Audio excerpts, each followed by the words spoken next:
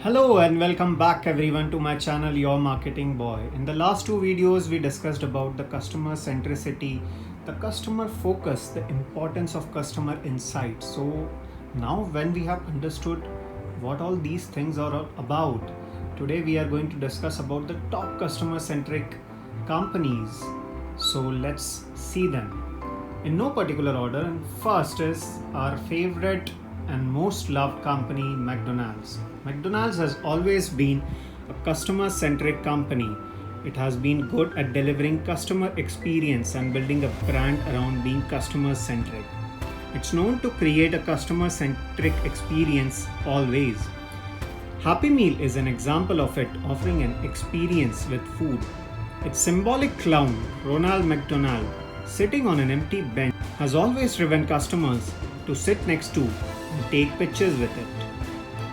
It is another example of how it fiddles with people's emotions to deliver a significant customer experience. As competition was rising to be more customer centric, it dove deeper into data and gained insights into what was the needs and the customer pain points.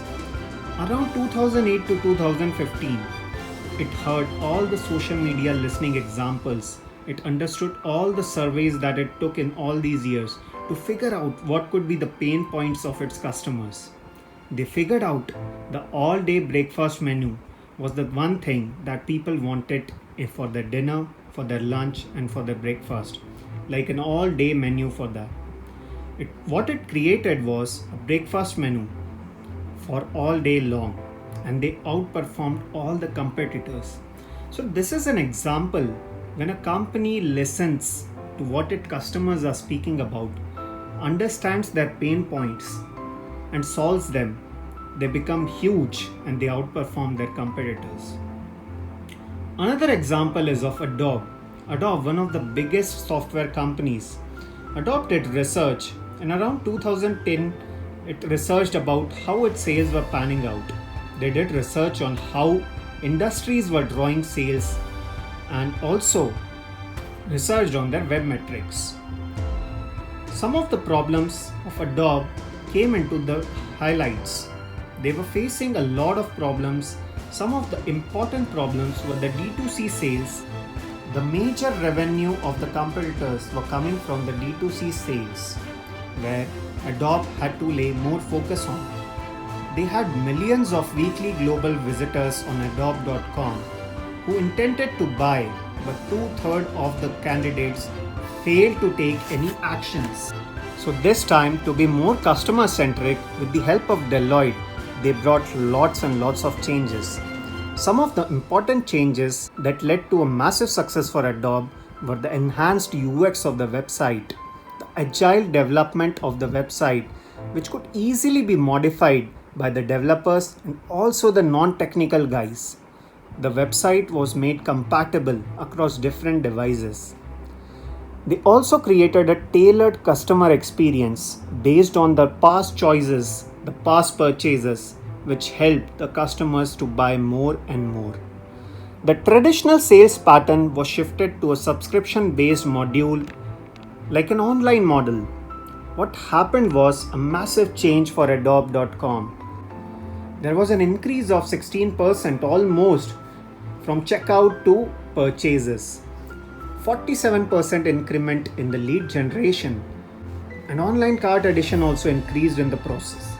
Another example of how customer focus was maintained and understood, the pain points were addressed, and how it beautifully panned out for the company.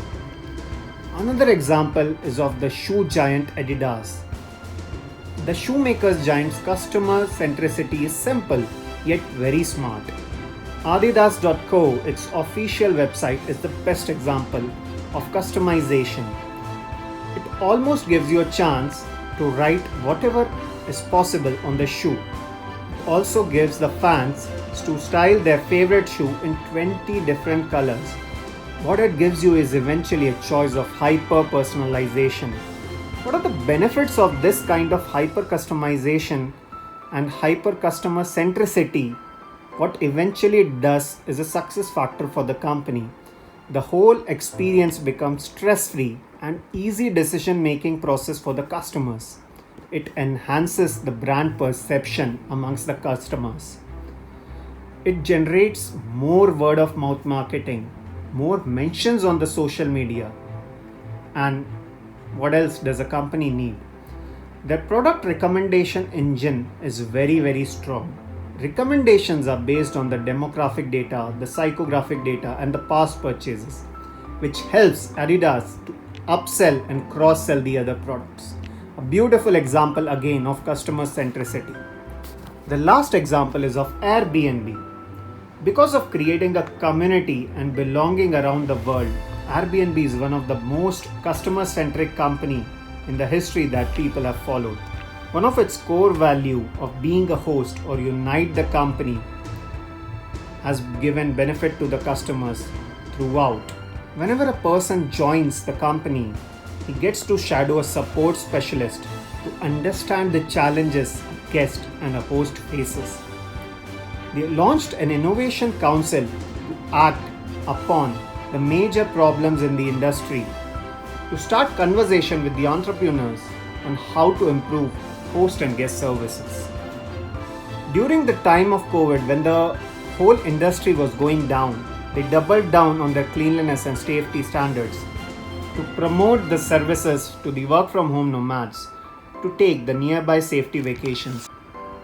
There are many more companies in the list, but what we discussed are some of the best examples of the most customer-centric companies. So what customer-centric companies do is understand the pain points of the customers and take note into the consideration what customer faces, what customer likes, and what customer needs, so that eventually they take those points into action and make their companies grow. To view such kind of videos, subscribe to my channel. If you have not subscribed, subscribe. Please like the video and share to as many people as possible and hit the bell icon to get regular notifications. Thanks a lot.